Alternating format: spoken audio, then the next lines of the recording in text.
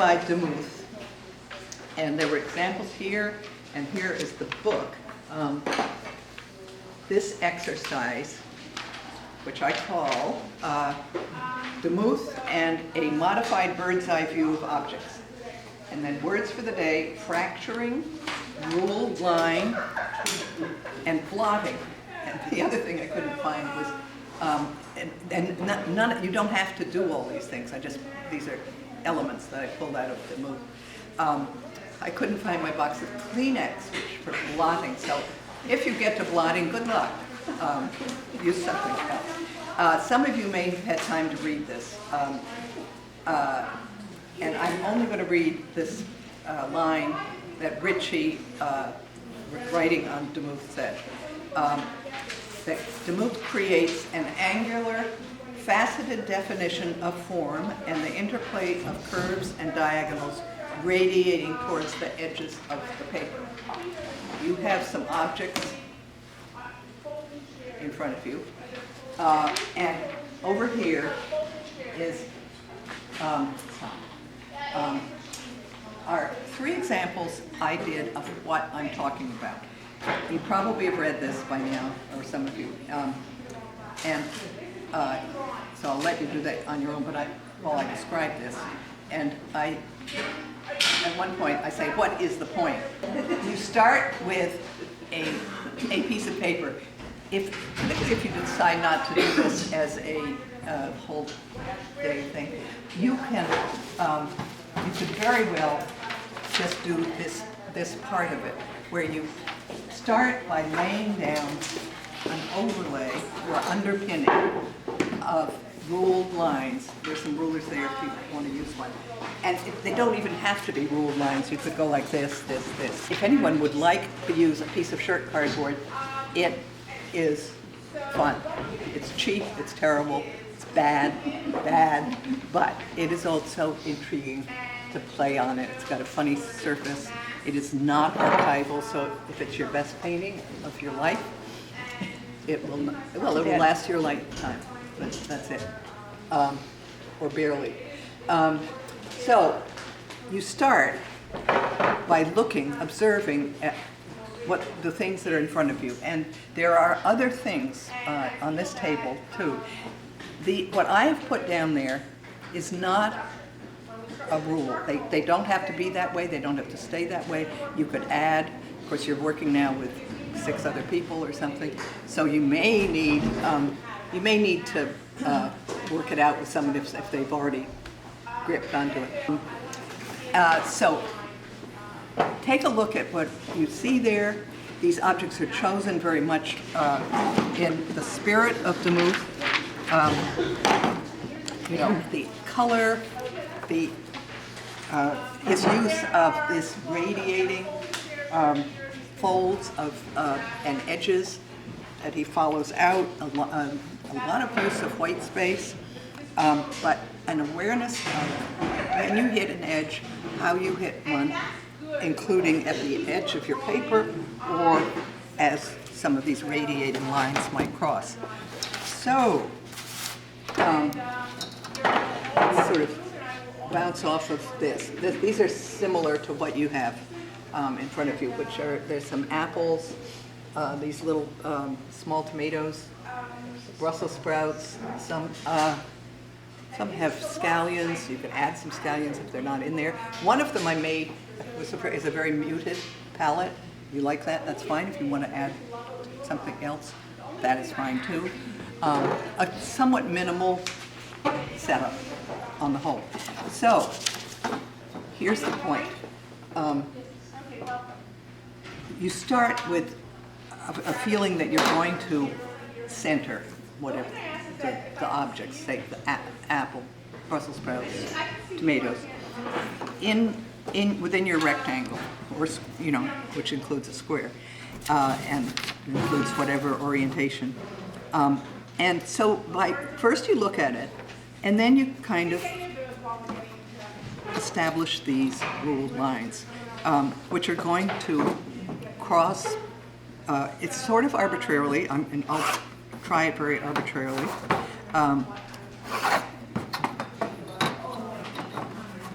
more or less regardless of what the subject is actually Kind going of, to be. though in a way, you're probably leading towards the center, or you're gonna work out, some of your things will go center out. So, how many have I done? 1, 2, 3, 4, let's do 5.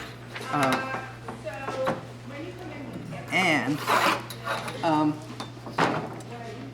that's what base all of these. Then you and you can only do as far as this if you want, or you can not do it at all. Then you look at whatever you're looking at. I guess I'll just use Demuth himself and put. So I'm doing him. Here's an eggplant that he has. Just sketch them in just for positioning. And that's your base. That's your matrix of dividing the space. Whereas, as I say, what is the point? I'm maintaining that this overlay of ruled lines may make one more aware of junctures, edges, dynamics, and always shape. In other words, the lines determine how you see the shapes in this particular composition. We are being hyper-responsive to where things meet or cross and how to treat that moment. The ruled lines give an active roadway. So now, here I have this minimal thing, and either by starting by paint, that I'll just do it with paint. So this is a very rough, I have quite a collection. I'm going to do this very roughly to give a rough idea. So let's say that's a tomato. Actually, there's no line going through that. So for right now, I've got to work with that. Now I'm going to roughly, here I'm working with my edge, and I'm sort of stopping. As I say later in here, it's like breathing. You get to the edge, it's like taking a little breath, and then I'm kind of offsetting it when I go to the next break here. You may not be able to see this line, but there is a line here. And so I'm using that as a stop and a change. And as you do that,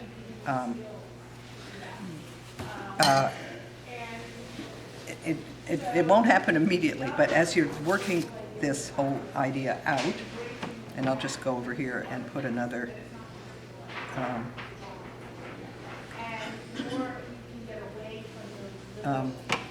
as you work this out, you will, I hope, start to find your breaks and exploit them to kind of knit things together.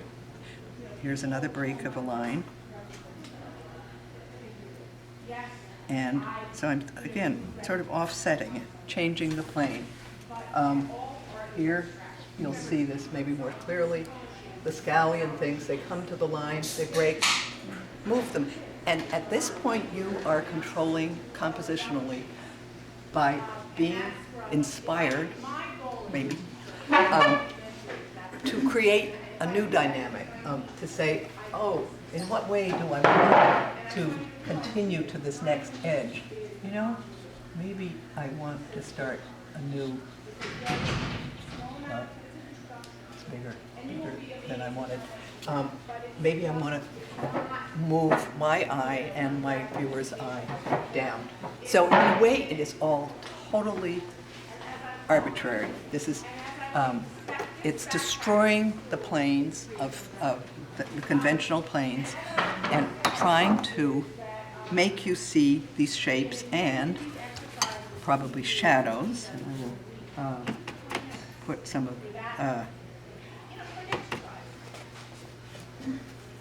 How it works, you got to do it. So, even just carrying around the sketchbook, and this is something I'd like to. you just cracking, cracking, cracking all around. And each time you do, you are also radiating and emphasizing this radiation towards the edge.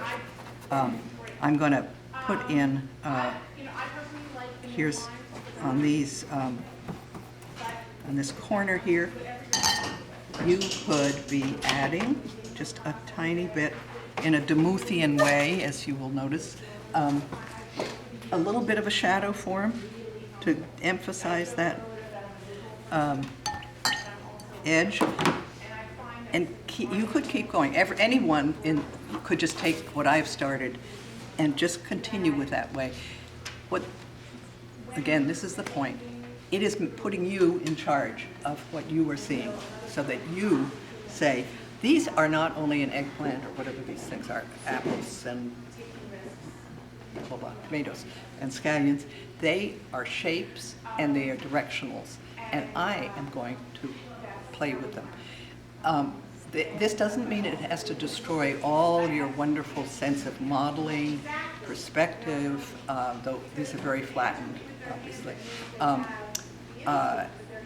The ways in which you paint, you don't have to say, that's gone, but in a way it is simplifying that, and then if you wish to, any way in which you want to paint with the most beautiful modeling and treatment that you've ever used, go ahead and do it. So on this one, which could be a very interesting exercise to exploit, I didn't do anything with the center things, which are apple, tomato, Brussels sprouts, more tomatoes. I only did the rays and breaks that had been created by my ruled line. So I treated those as though they were just areas in themselves. And again, what's the point? Helping to just view these things as shape. They're shape, shape, shape. And they can then be treated in any fashion of your own style, or you can do this as a very, sort of flat color thing, but follow those breaks. And you may notice as you do this, you may say, as I am saying to myself, maybe I needed another one here, and so you might end up creating a new break, or you might say, I hate this here. This break here, I'd rather have that read as a solid. You may use some erasing